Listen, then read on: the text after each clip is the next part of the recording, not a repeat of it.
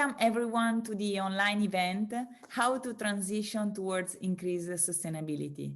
I'm Nicoletta Centofanti, LSFI Sustainability Advisor, and I will be moderating today's discussion.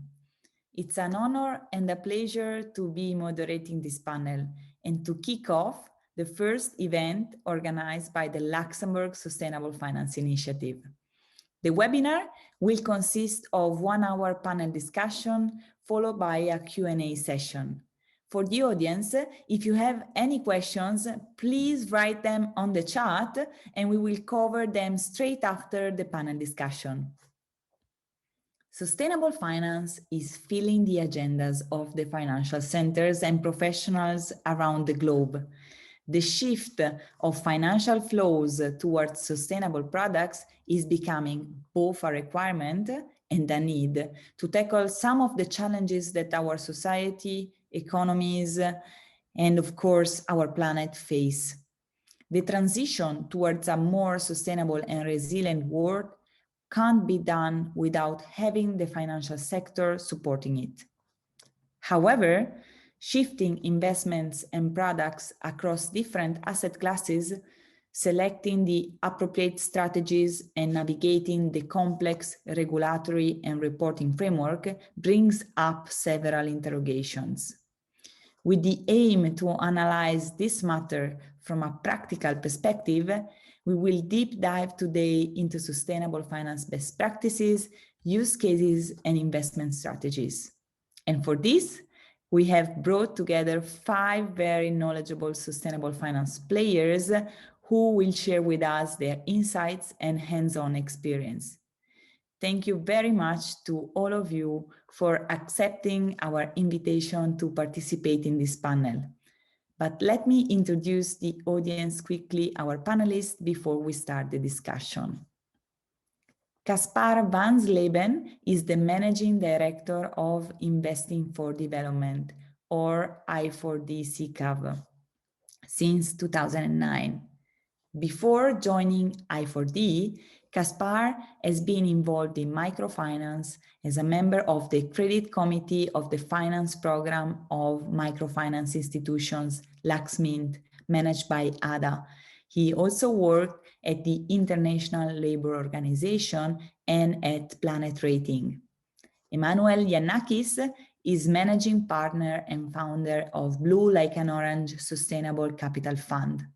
Previously, she was member of the Executive Committee of LCL, the French retail network of Crédit Agricole, being in charge of finance, retail, and corporate credit. Prior to joining LCL, she was corporate secretary at Crédit Agricole Assurances, the first bank insurer in Europe and the second in France. Uli Grabenwarter is Deputy Director of Equity Investments at the European Investment Fund. He oversees EIF's activities in venture capital, impact investing, and technology transfer, with EIF being Europe's biggest fund of funds investment platform in these markets. Previously, he was responsible for EIF's strategic development in the equity space, and in this context, he has led the build-up of the Social Impact Accelerator, the first pan-European social impact investing funds of funds. Laetitia Hamon is the head of sustainable finance at the Luxembourg Stock Exchange since July 2020. She is responsible for the sustainable finance strategy and related projects, and leads the expert team at the Luxembourg Stock Exchange UN awarded platform for sustainable finance, the Luxembourg Green Exchange, also known as LGX. Passionate about the topic, Laetitia decided to dedicate her career to sustainable finance and has built in-depth expertise on the matter over the past 13 years. Hadewych Kuiper is responsible for business development and investor relations, as well as marketing and communications at Triodos Investment Management since 2013. She joined Triodos Bank in 2008 as the international head of marketing. In this position, she was responsible for the brand positioning and market approach in the European countries where Triodos Bank is active. Again, thank you everyone for being with us today. And now let's start the discussion. I would like to kick off by understanding what characterizes a sustainable product. Uli, could you share with us some insights here, especially when we speak about funds? Certainly, Nicoletta, and hi everybody. Welcome to this webinar. I think when we go to the question of what is a sustainable product, it is very much a question of the perspective.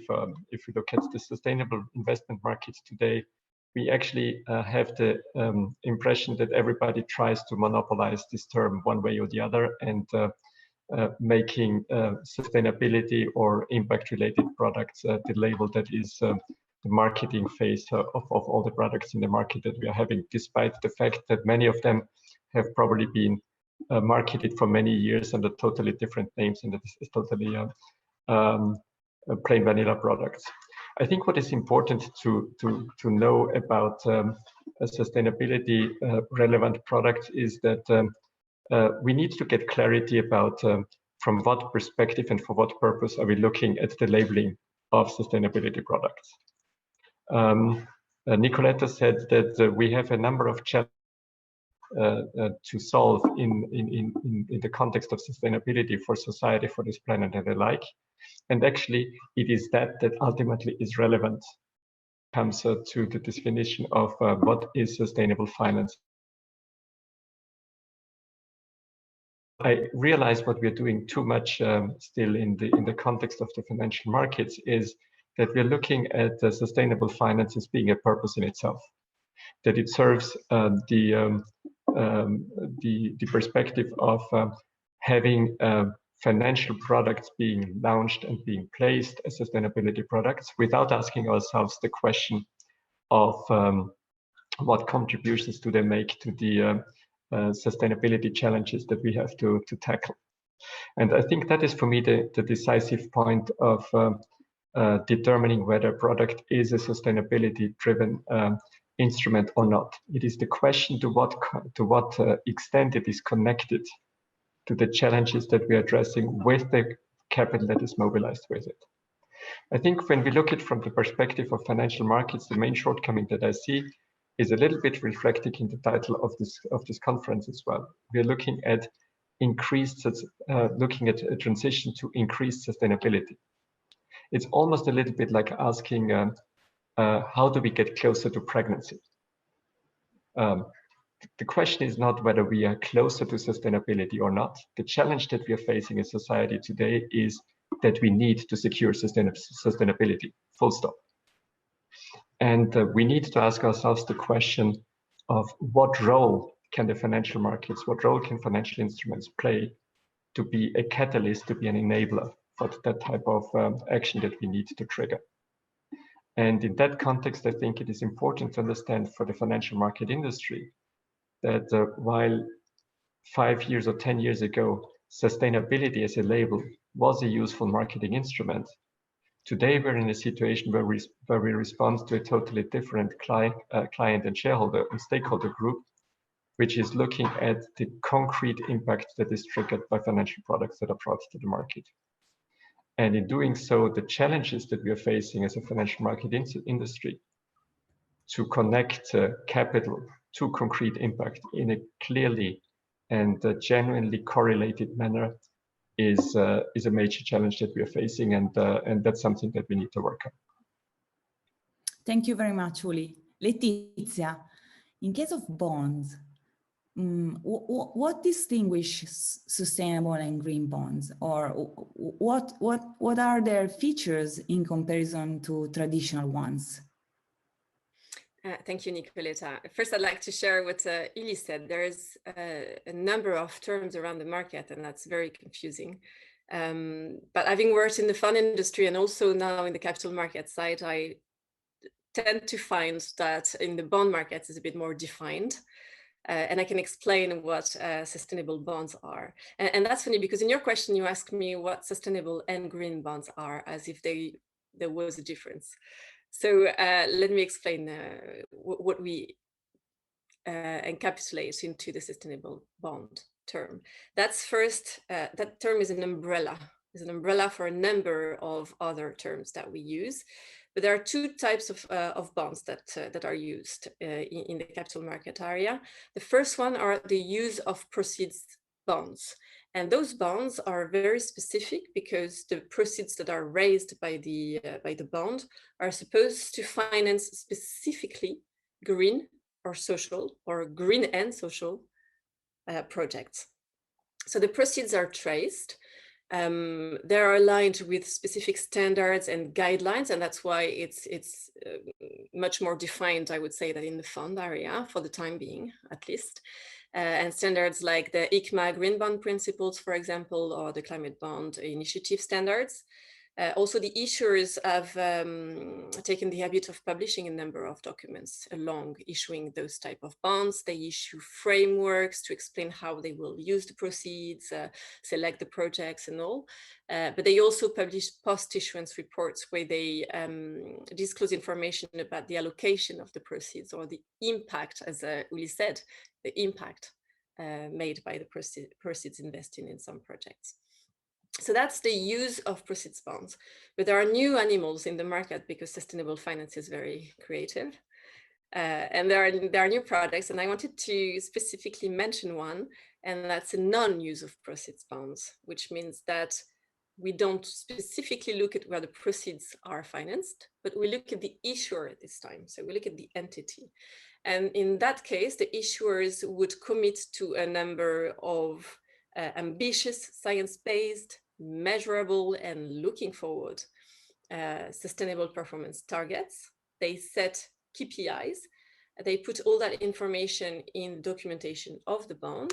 And if the issuer does not meet those targets, there will be what we call a trigger event that will happen and affect the structuring of the characteristics of the bond. So if I can give you an example, Lafarge, who is the cement company, world famous cement company, they've issued recently a sustainability linked bond. That's the name of those type of bonds, sustainability linked bonds, where in their legal documentation, the KPIs that they've set is the CO2 intensity, and the target that they want to achieve is to reduce those emissions, CO2 emissions by 17.5% by 2030, according to their baseline, that is 2018.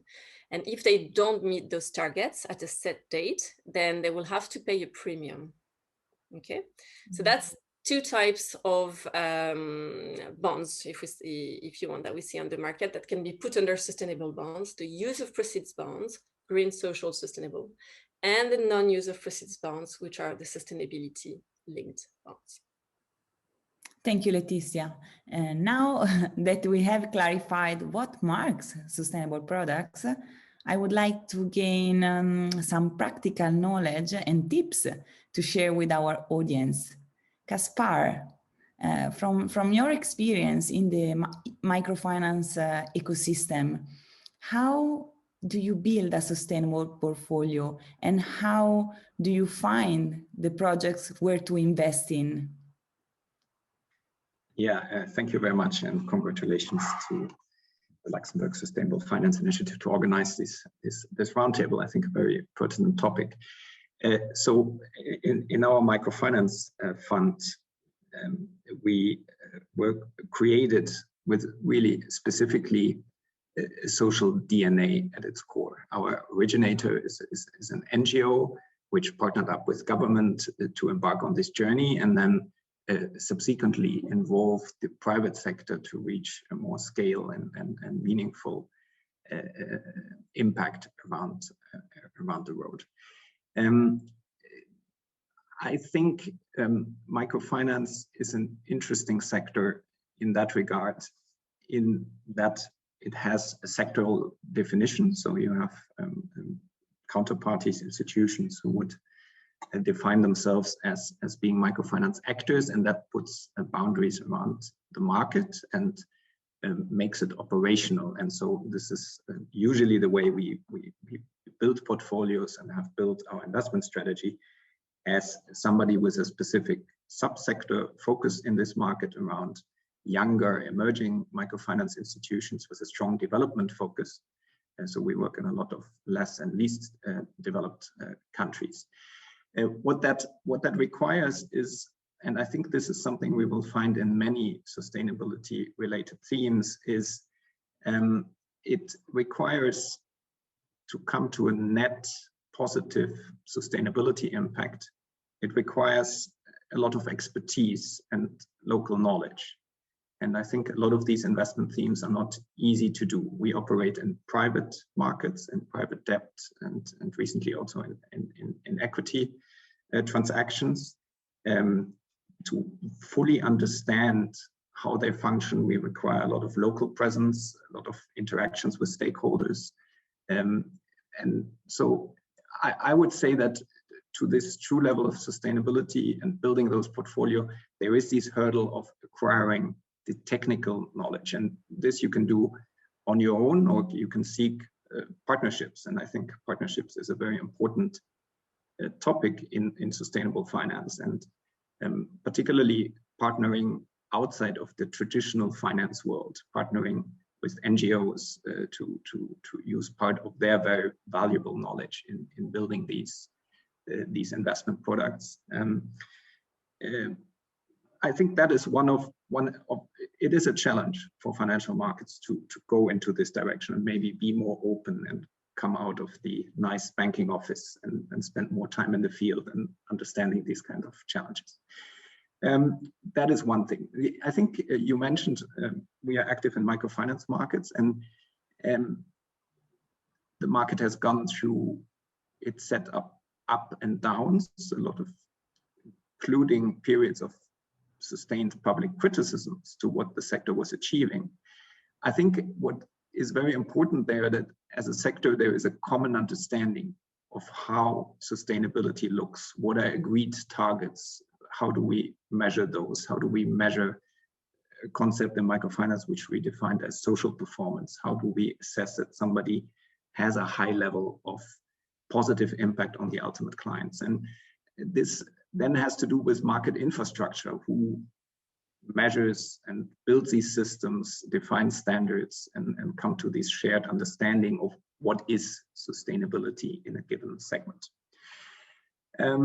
I think maybe to conclude, it's also interesting how our journey continued, because one of the aspects we were profoundly frustrated with was that the microfinance and larger financial markets in the countries we were operating were really falling short when it came to the ecological challenges we are facing in many, many tropical countries. And that we were really struggling to find meaningful answers through the financial intermediaries, microfinance we work with, and I think that's true for the larger financial sector. And that led us to really rethink completely for another fund, the investment model, and launch the Forestry and Climate Change Fund, and dedicated to forest restoration in the tropics. And it sort of illustrates you that there are a lot of connections between the different sustainable development goals. And it's hard to find this perfect solution. There are a lot of trade-offs, and to really think about net positive impact and how do we make sure we have a net positive contribution. I'll stop here. I mean, we're already a lot of different elements and discussions. Indeed. Thank you, Kaspar. In fact, you mentioned a number of elements. So maybe another question for you, mainly relevant to ensure that greenwashing is avoided.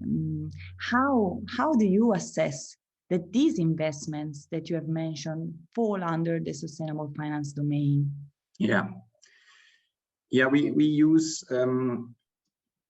in the microfinance fund, we use market acknowledged measurement system, which is the social performance indicator measurement system, which we implement in each due diligence. And So it gives you an idea that the sustainability aspects require specialization in the teams, they require time and resources, and they come at costs. I mean, this is a significant part of the due diligence process, to run through these very extensive catalog of questions to come to our understanding how sustainable is our counterparty operating in the interest of the end client, in the interest of their own formulated social impact. How much does it really translate into reality?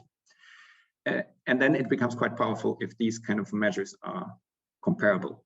They can be benchmarked, and then you start to see market infrastructure and pressure to, if you have a very low score in an area, you identify that for a counterparty, there is going to be pressure on that counterparty to get better. I think that's very exemplary and interesting for other segments of sustainability markets to think about. Where are those benchmarks?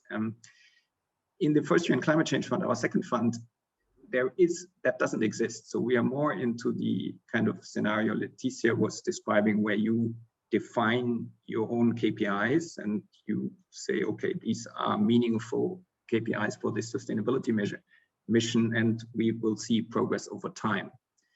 The risk of that is always, if it exists in a sort of vacuum, because it should be comparable to others, and then you come to market understanding what's good performance and what is not good performance in sustainability aspects. But that requires time, and it will not happen overnight. Thank you very much, Kaspar, for your insights. I would like now to have also the perspective of Emmanuelle.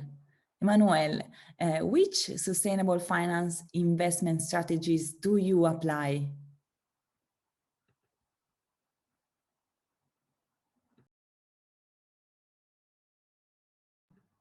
Emmanuelle, I think you are on mute. Sorry. No problem at all. Sorry. I just mentioned that thanks Nicoletta for the question, and that I'm very pleased to participate to this panel today, organized by the LSFI. Sorry.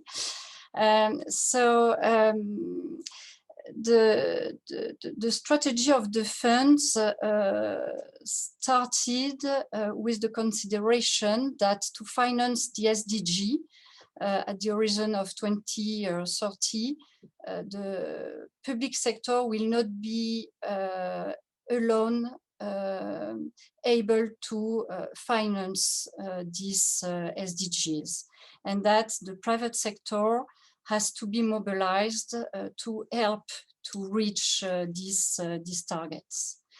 So Blue Like an Orange seeks to invest in opportunities in a diversified set of emerging markets, companies, and aims to deliver both strong risk-adjusted return and social impact in direct support of the SDGs, with a clear non-trade-off investment policy strategy between sustainable impact and financial return.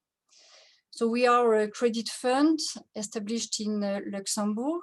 We then provide structured credits to allow companies and entrepreneurs.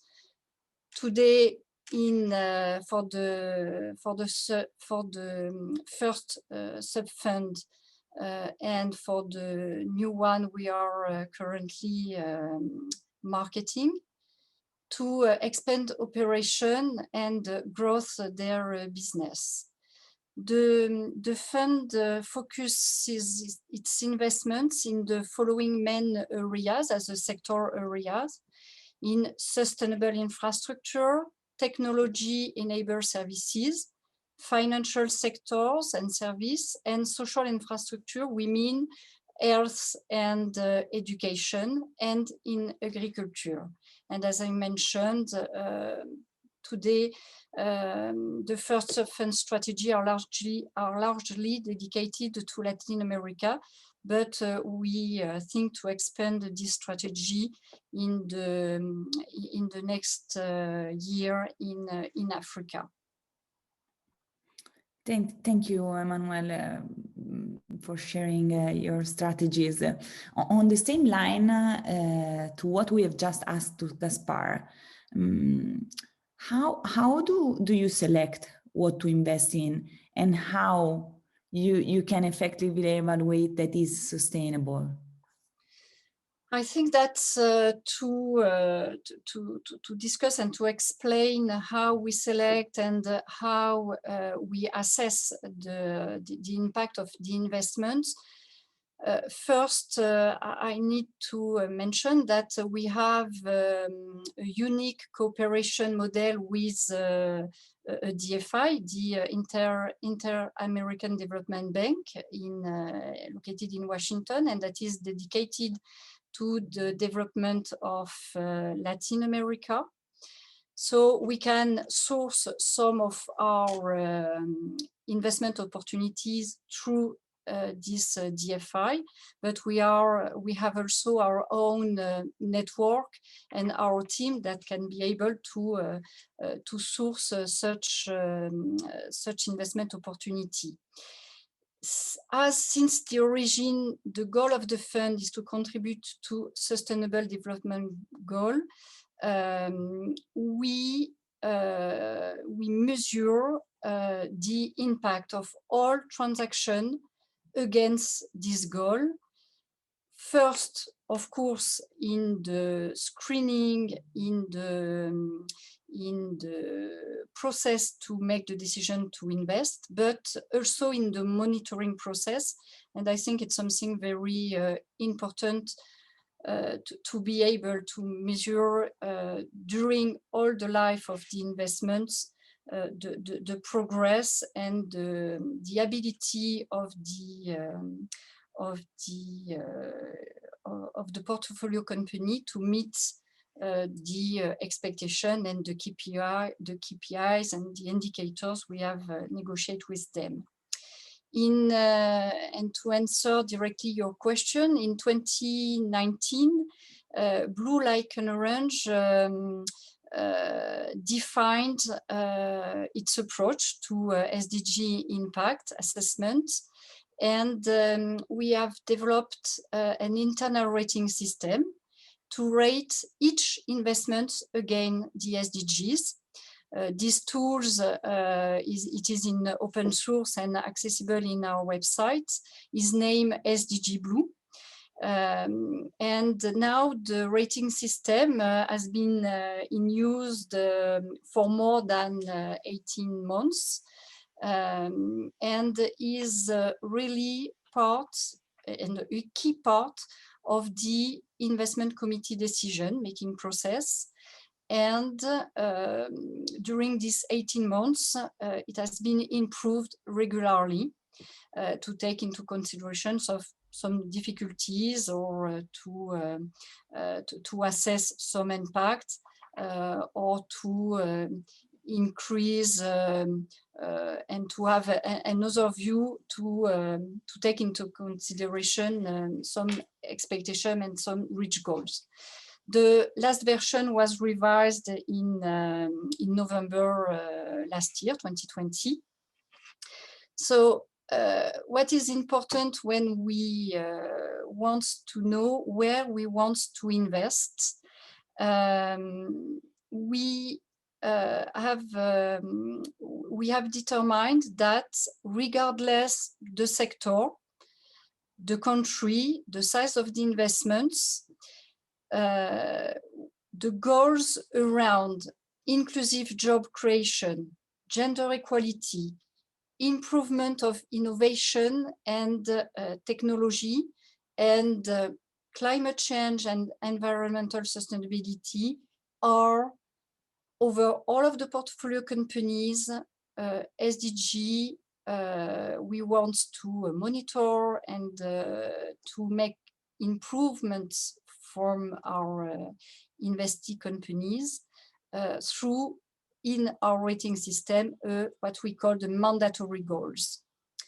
we think it's these four goals have been considered too important to not be measured in top of business goal reach in the different investment areas. For example, I spoke about education, I spoke about health. So we can have dedicated SDG goals for the business goals, but in top of all of the business goals, we want to have these four mandatory goals.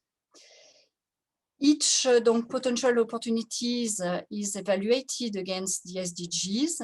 A score and a corresponding letter grade are assigned, and a minimum threshold of 6 out of 10 is required to invest.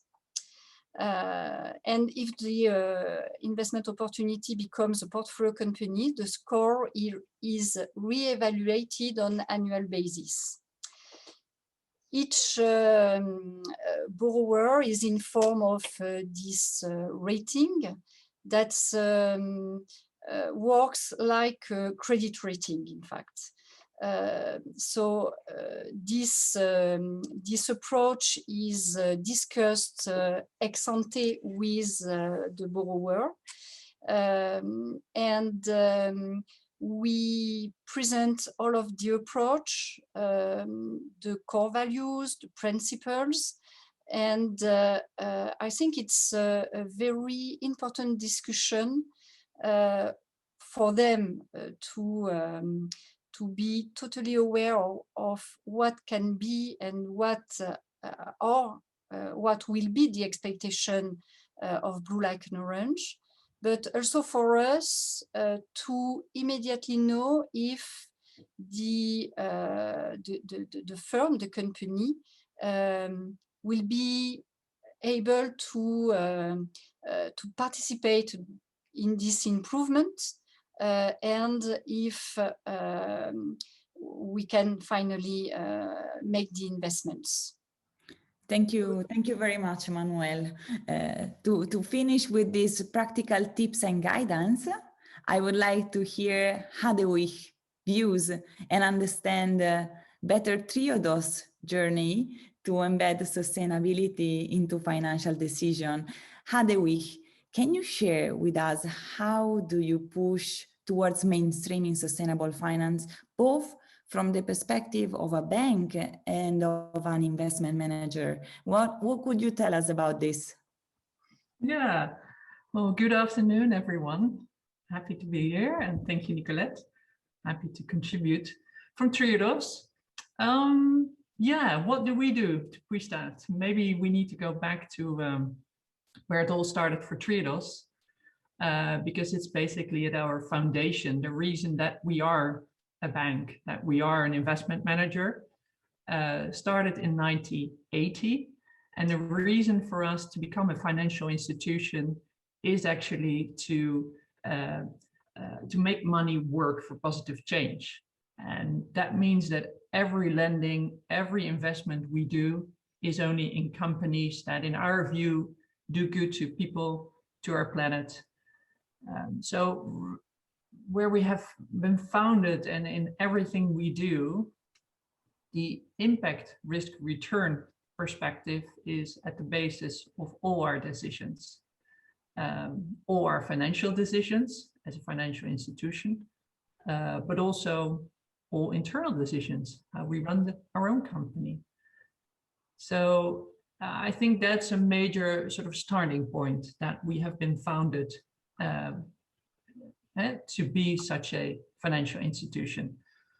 Yeah, and then in what we try to do and our journey towards that, we basically have two ways of doing it. First of all, very straightforward, we want to finance change.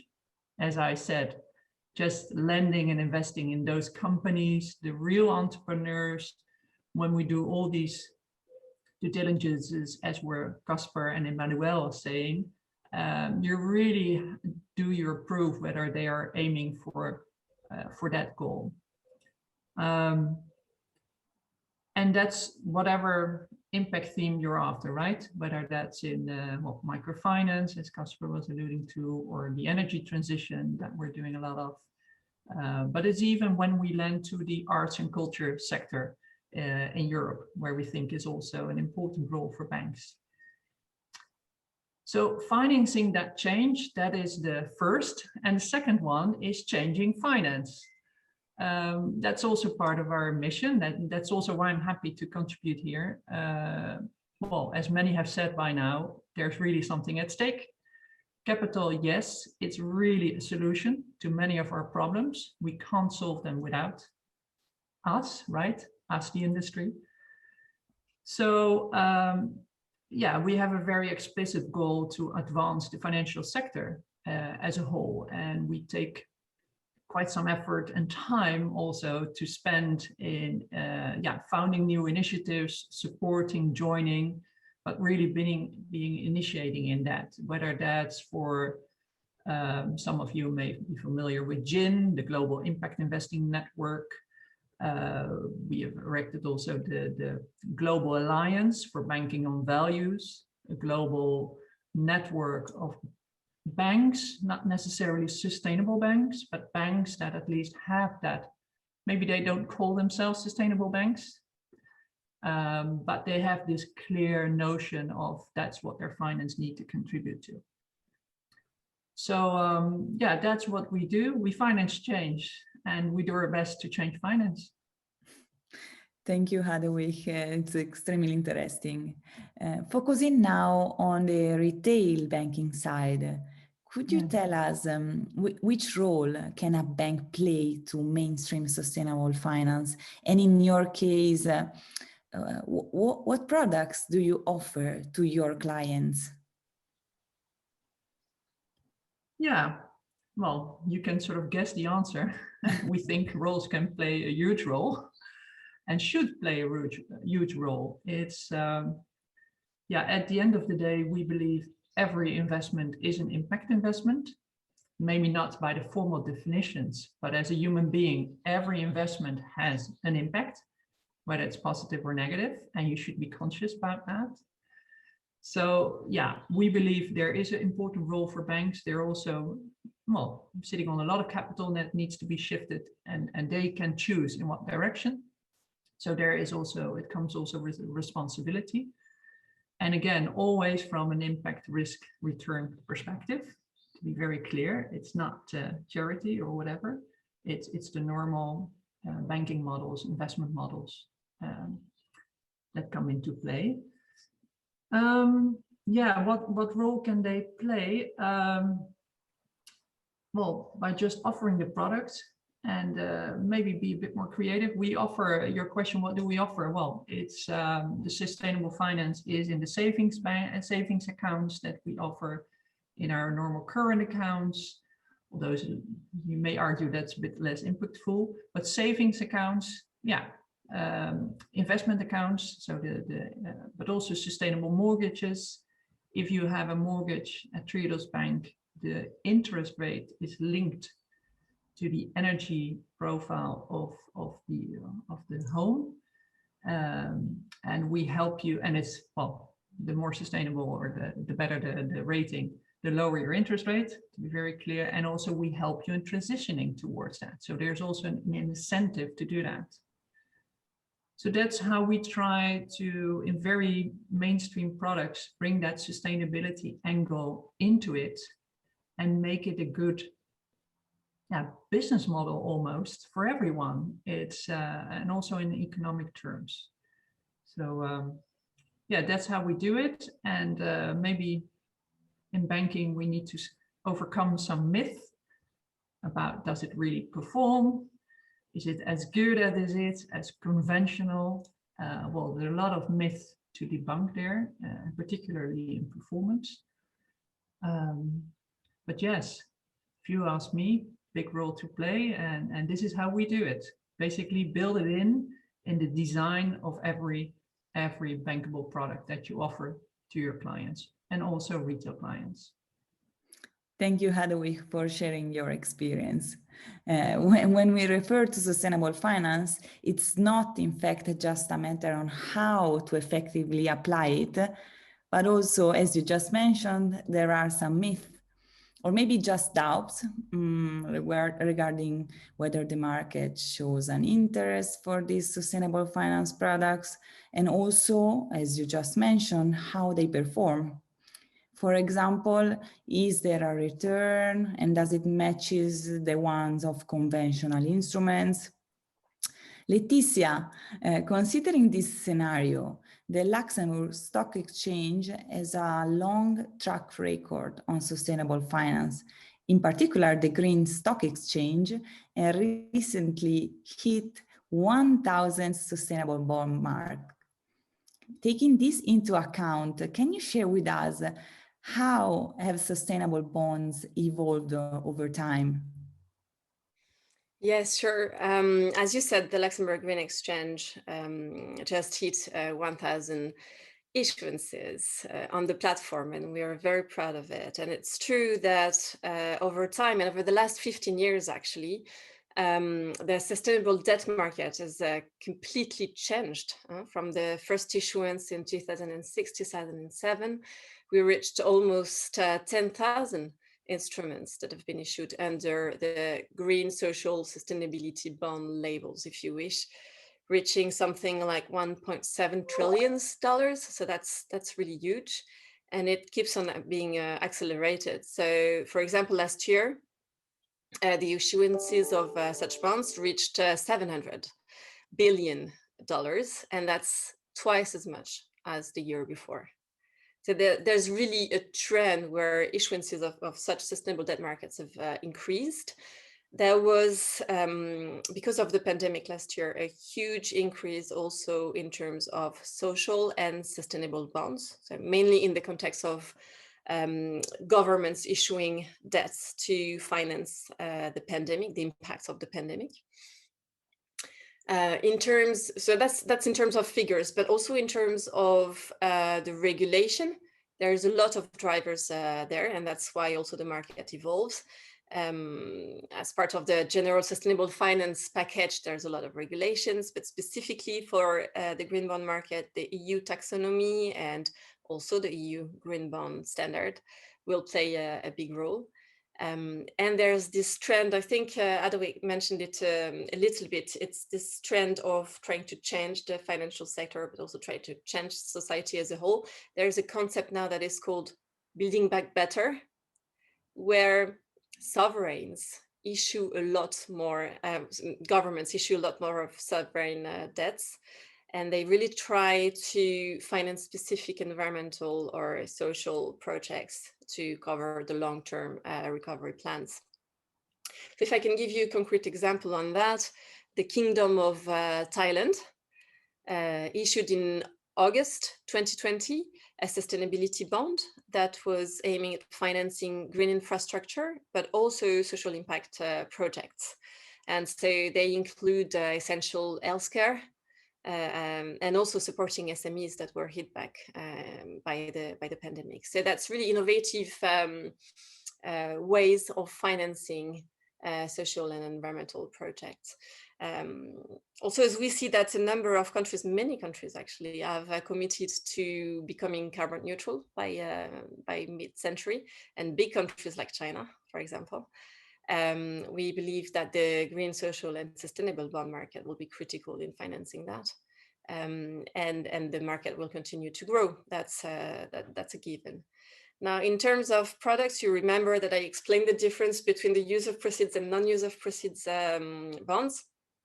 Now we see also new type of bonds that are hybrids. So they would finance specific projects, but they also, at the issuer level, at the entity level, they would also set targets and KPIs. So they mix the two approaches, and they try, the objective of that is also to try to push the issuers that were not issuing green bonds because they were in sectors that were browner sectors, to try to transition them to a more greener economy. And so they set objectives at the entity level and also at the product level. I think you were talking also about how the market demand reacted. If you look at the green bonds, for example, most of the time they're oversubscribed. So there's a high demand for that type of products. Also from institutional investors, because they are now shifting their portfolios from conventional assets to greener assets, if I can say it like that.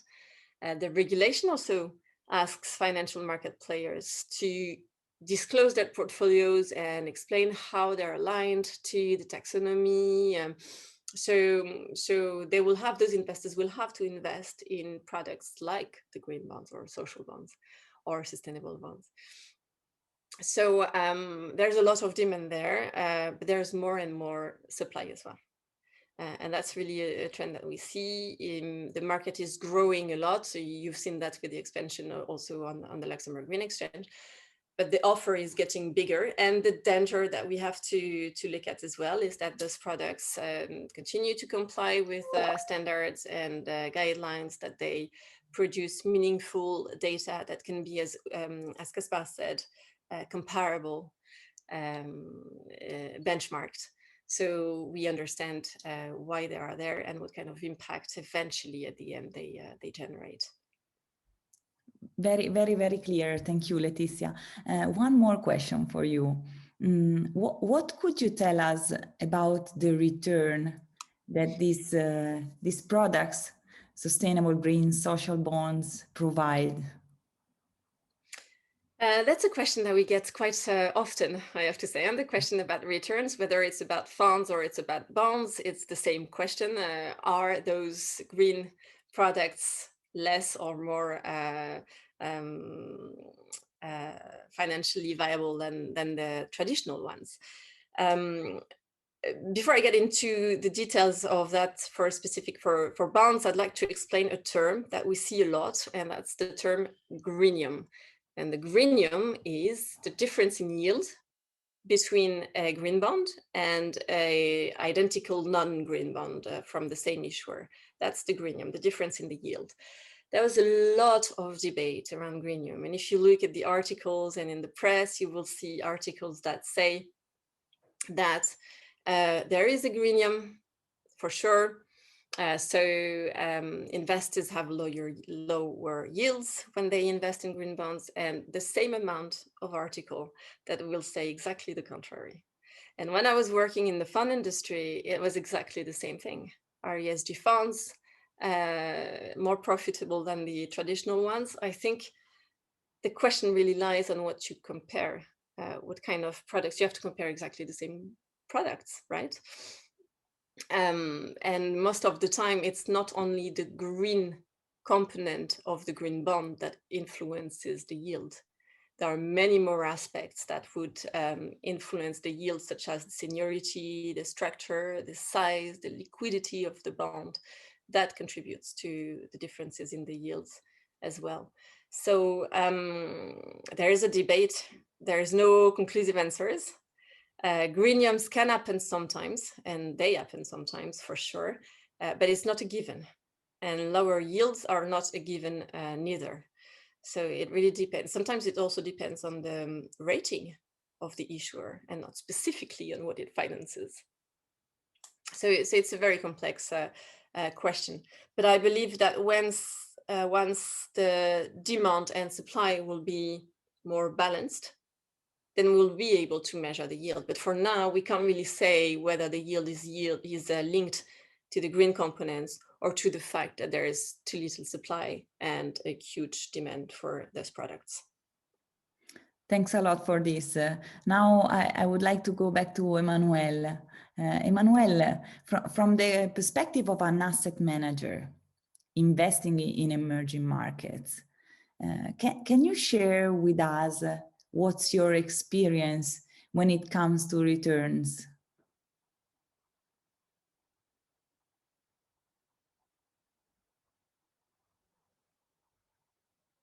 I think I cannot hear you. I think you have to unmute. Oh, sorry. Yes, perfect. We can hear you. Yes. hopefully, in the most part of the discussion we have with potential investors, there is no confrontation between impact investing and returns. In some case, we faced to some investors, even if they are very well oriented in sustainable finance, wants to increase their impact pockets or sustainability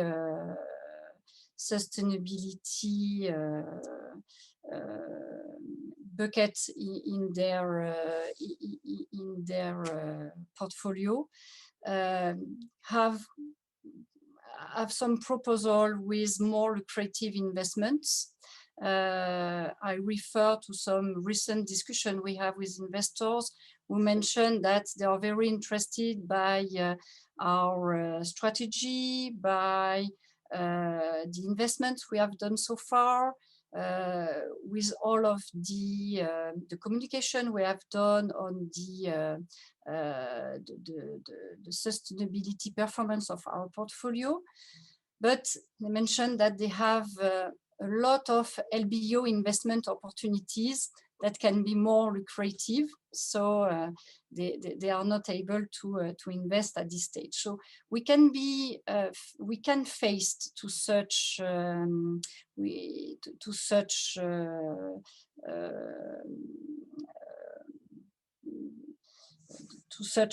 reaction. I also, even if in the family office we heard in a lot of situations that the young generation are more dedicated to impact investments than the older one, and but some of them said, okay, I have to place the family money, I need to have the higher return. So in fact, I think that we do not have to demonstrate that impact investing is no more philanthropy. So I think it's a good thing. I think that now with the new developments of such sustainable finance,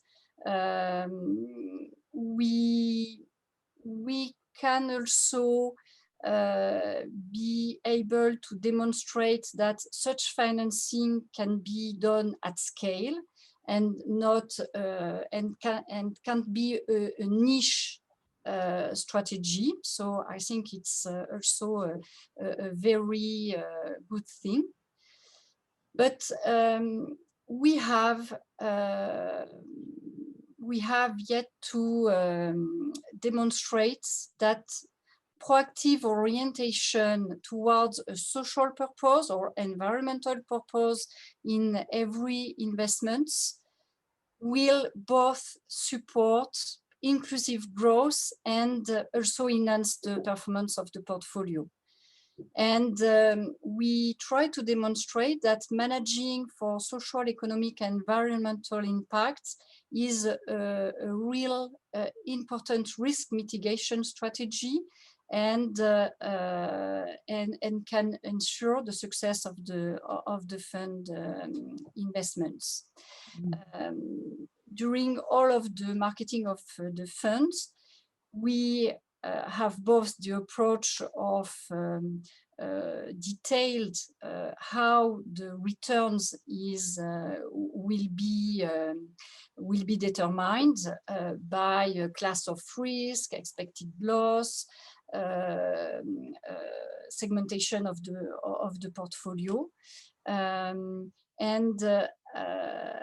it's I think this kind of demonstration of the non-trade-off strategy between risk-adjusted returns and sustainable impact, that can convince our investors about the correct return of our funds. Thank you very much, Emmanuelle. That's very interesting. To have a full picture around this very interesting topic, I would like to have a look at it from the perspective of the consumer.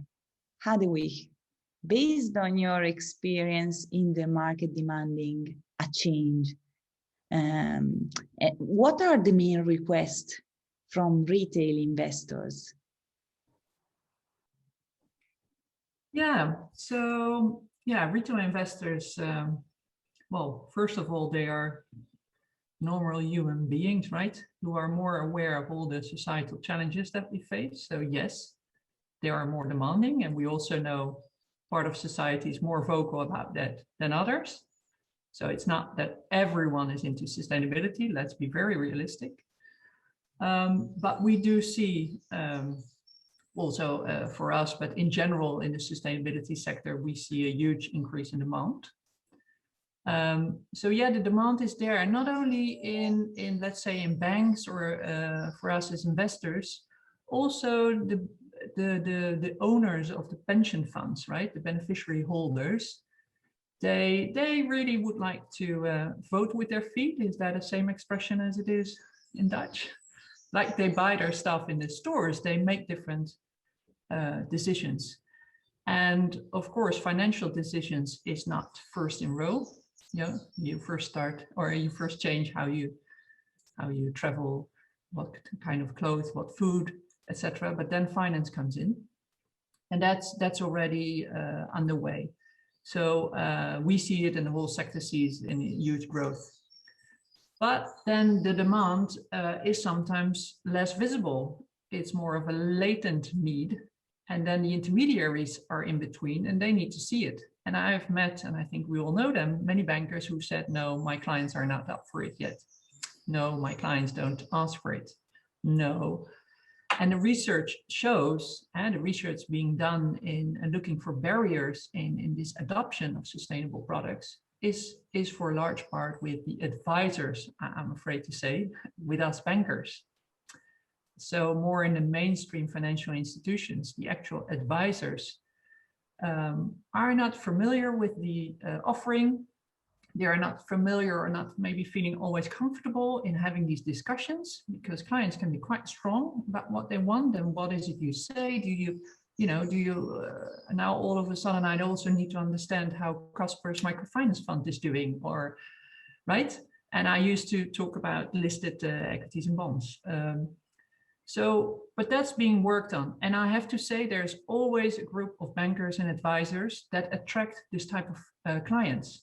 So they see it, they're always out there, and I think we all know them. But in the research shows that the advisors in general are a barrier. So that's something that we can work on with education and making them way more familiar, and improving our offerings also. Offering more liquid products for these type of clients. And I think since you pinpoint on retail investors, we do have to acknowledge that not all sustainable finance is accessible for retail investors.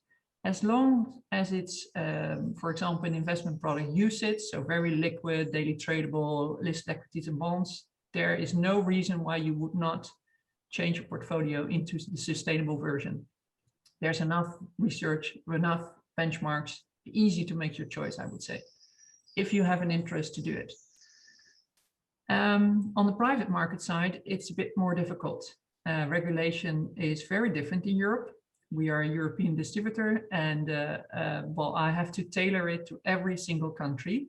And I'm not able to offer always every impact investment fund, for example, microfinance, which is a very interesting theme and very recognizable for people who want to do a bit more, or energy transition funds. You're not always able to offer that to the retail public. And there is regulation. We want to take care of them, and we think they cannot make those choices. And we have our duty of care. We should be careful. But I do believe also on the private side, there are some very simple, straightforward debt products, also in the green bond space, but also on the private markets that could be offered to this group. but regulation is a bit hindering us. So I think it's fair to mention that as well. And as an industry, we need to work in Europe to address that, because I feel if we want sustainable finance to become the norm, being normal way of investing, it needs to be inclusive. It needs to be accessible for everyone, and not only for some professional investors that know their way. But that will take some time. Thank you, Hadewych. It is very, very, very insightful and comforting to understand from all of your experience that some myths really seem just that, myths. Now, I would like to jump on the last topic that I would like to cover today, which is impact. Kaspar, according to the recently introduced SFDR regulation, products with a sustainable investment objective will fall under Article 9. Can you elaborate how this will affect the impact investing space? Yeah, from my observation, this is a very interesting development. I mean, if you open the newspaper, you find a lot of advertisement by all type of financial institutions that say we are a driver for change. We are an integral part of making this a better world. I mean, what we've been saying around sustainable finance. Yet we have this regulation which says if you are in classes investment funds into different buckets, and it basically says if you are an Article 9 fund, if sustainability is really a core part of your investment objective. And this is basically what we are talking about, continue making a positive change, formulating that as an objective. And in our discussions with distributors, they're all struggling to fill this Article 9 box with fund products, meaning that we're still in a situation where many of these financial products don't, in accordance to this regulation, are able or willing to formulate a sustainability objective at the core of its investment strategy. So that's interesting. I mean, it means that there is a lot more to be done. We are under this Article 9 funds, and the question is, how do you? Because I think it's about a particular process to structure intent, willingness for positive change. We formulate it in different ways. And I think it from our perspective, it really needs to start with a clear formulation of what that change is. So where a bit like Laetitia described it, what is my baseline? What is then my theory of change? What are my actions? And how does that lead to change? And how do I describe and measure that? Again, interesting that still seems to be a challenging process for the at least in the investment fund industry. And there are useful frameworks and way to think about that. One framework which I think captures it quite well is the IFC operating principles for impact management. It basically sets out what this process should be between the formulation of what your positive sustainability contribution is and what kind of process needs to follow in terms of measurement, implication in the governance, external verification and reporting, so that you can with a straight face say, I have here a project with an impact objectives, and here using a bit interchangeably a positive impact and a sustainability contribution to the sustainability challenges we have. So this is where this sustainable finance disclosure regulations really was interesting for us, because it clarifies that, it materializes a bit, and it's really interesting for all of you to ask your bankers and what do you have in this Article 9 box? What do you have as products which clearly formulate this sustainability objective at the core of their investment strategies? Thank you very much, Kaspar. A bit following this topic, I would like to ask Uli's view now. We hear a lot about the need for investments to achieve the SDGs, tackle climate change, but what is your view on the current impact of sustainable finance products?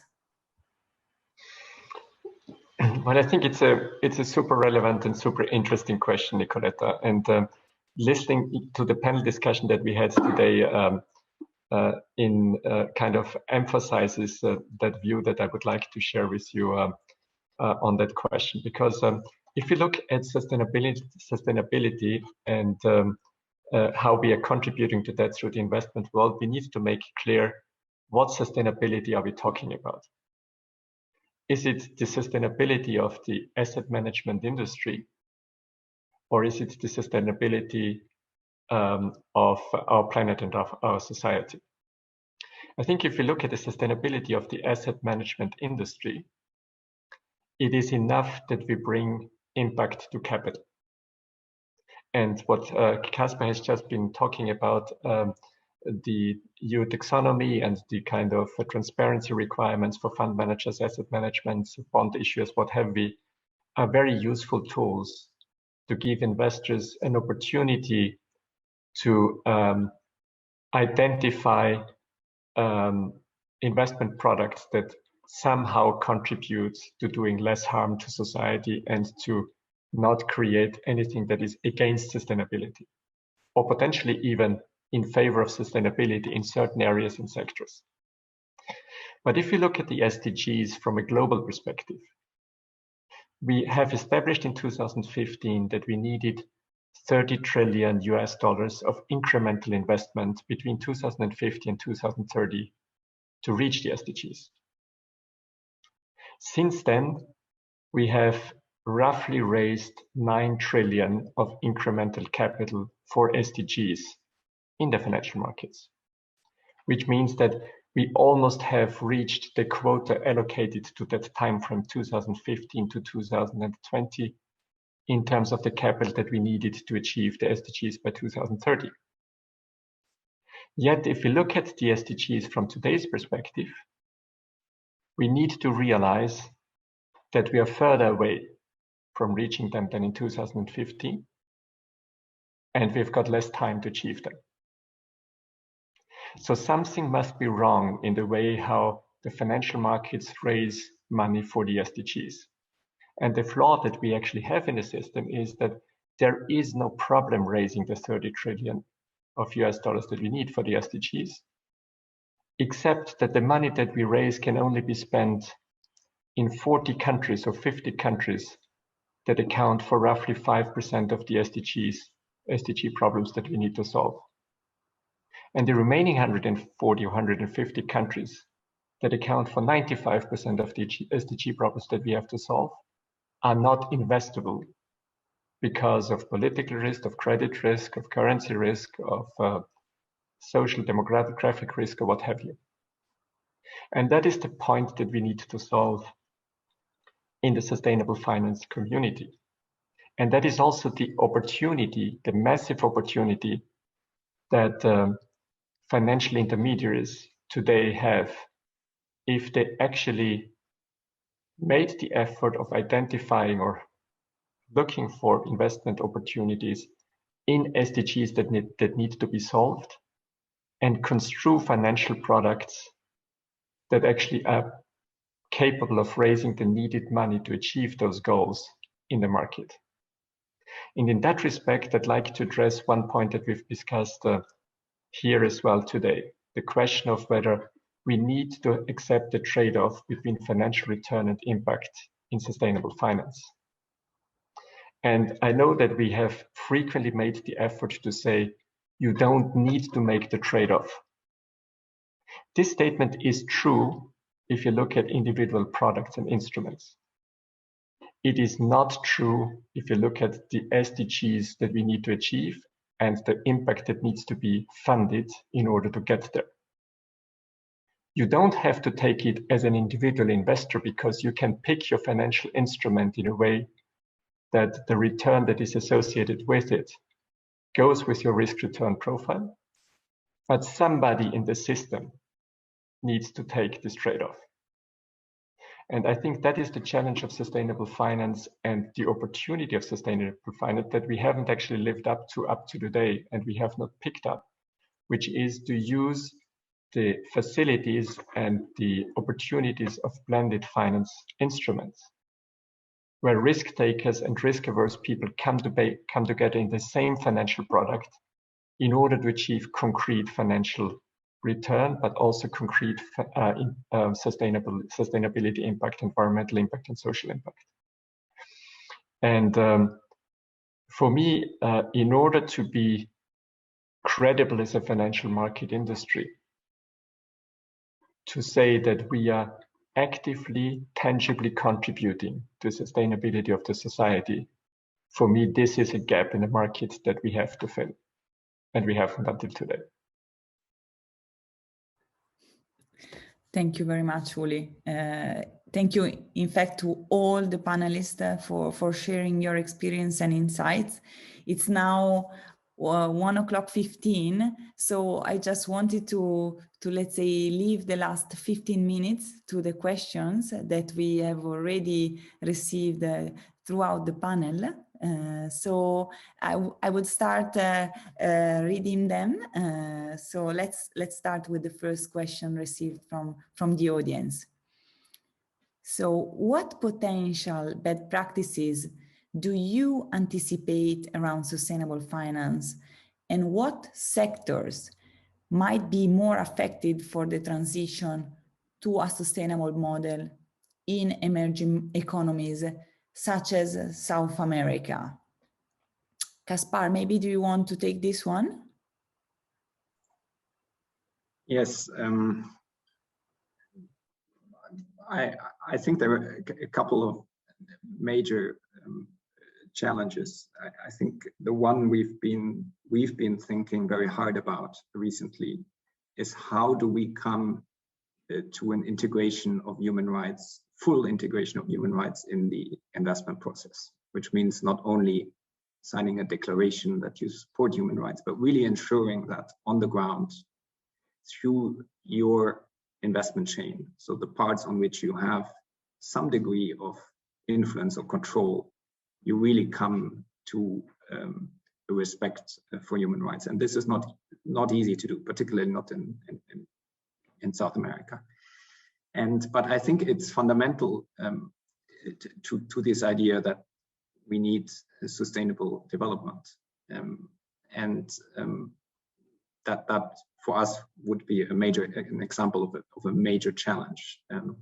If you want to do this in a substance, that it means real change on the ground.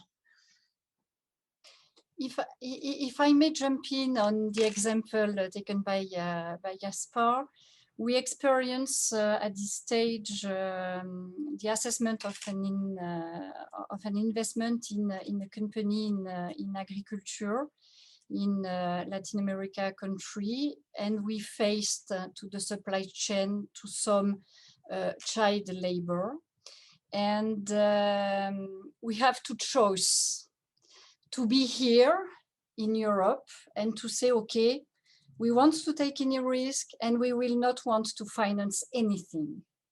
Or we can just take the problem, discuss with the portfolio companies or the future or the potential, I would say, portfolio companies, and to try to see with them how the company can have a sort of control, how can the company can assess its supply chain.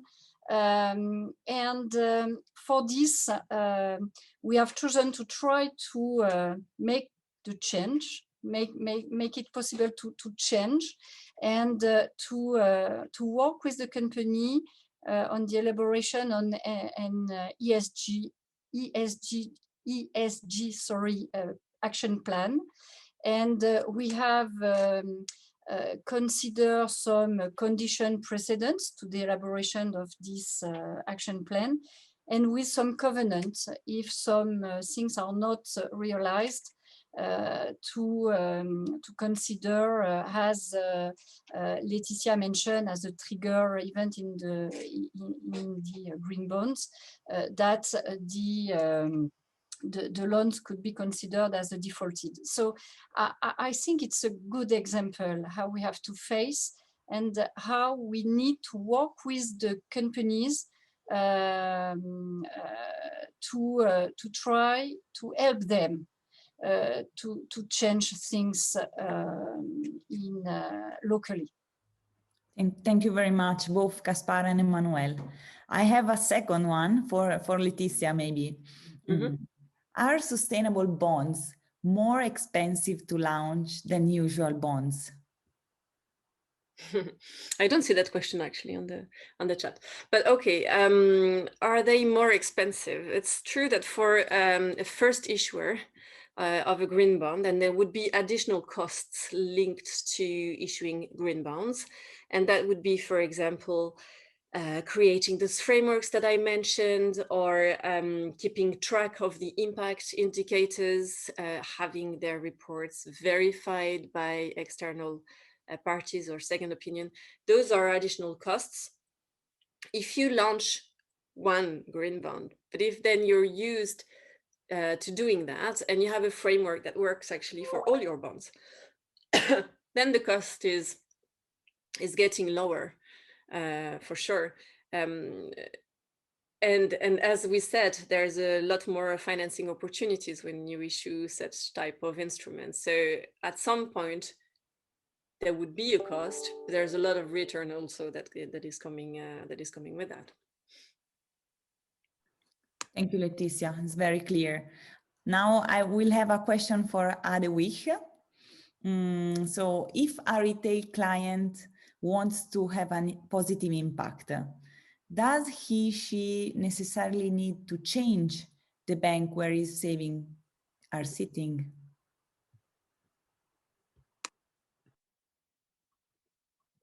You are on mute. Sorry, yeah. Okay, perfect.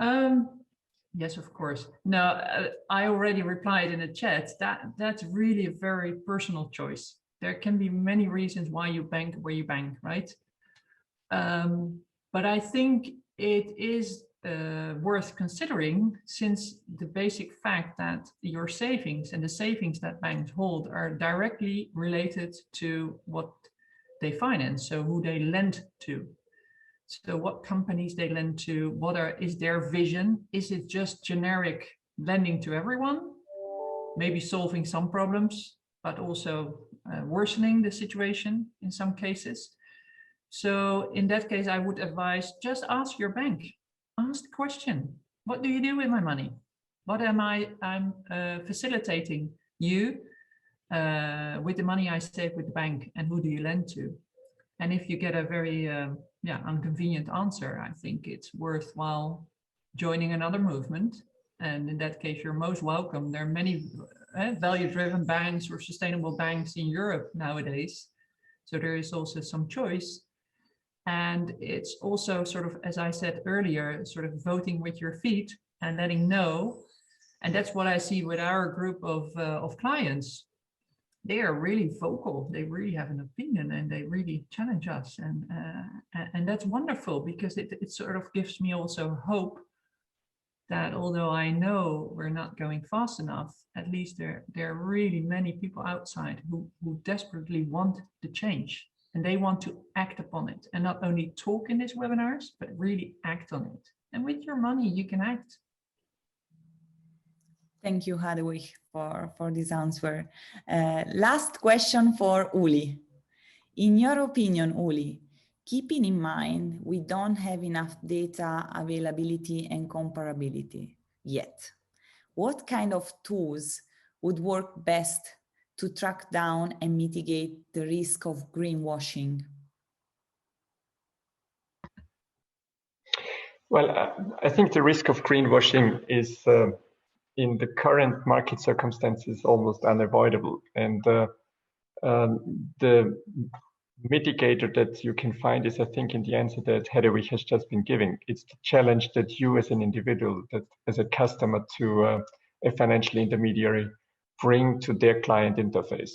The financial market industry has no genuine interest or incentive not to greenwash or even to bring sustainability-driven financial instruments to the market, unless there is a demand in the market that actually requires to do so and makes it a competitive advantage. And I don't think that the availability of data in form of databases is going to solve that problem, because we have it in many other alternative asset classes. The question of comparability of returns, the comparability of performance this way or that way. Look at the venture capital industry; it's struggling with the very same question since 3 decades now, basically. And the emergence of additional databases has not really solved the equation for that asset class either. I truly think that the only real game changer in terms of substance that the financial market industry brings to the issue of sustainability is the genuine demand of customers, and is the constant challenge of the customer for authenticity and for depth in their products. Thank you, Uli. So thank you again to everyone for your answer. So to wrap up your very interesting and practical interventions and close these sessions, unfortunately, we have only 5 minutes left. I would like to ask you, each of you, to reply in 1 minute the following last question. What is the major obstacle that sustainable finance faces, and what would you suggest doing next?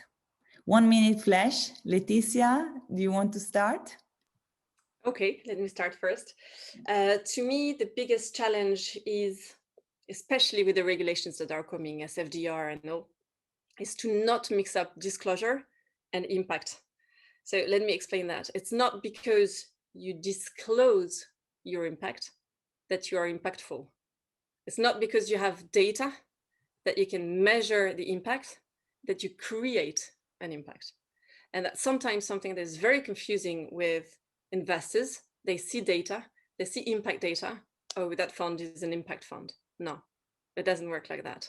It's not because you have impact data that you make an impact. So the next step, the next challenge of the industry is really to demonstrate how you create an impact. Even if you don't have to make a link with the previous question, even if you don't have all the data, you don't have to have data for everything.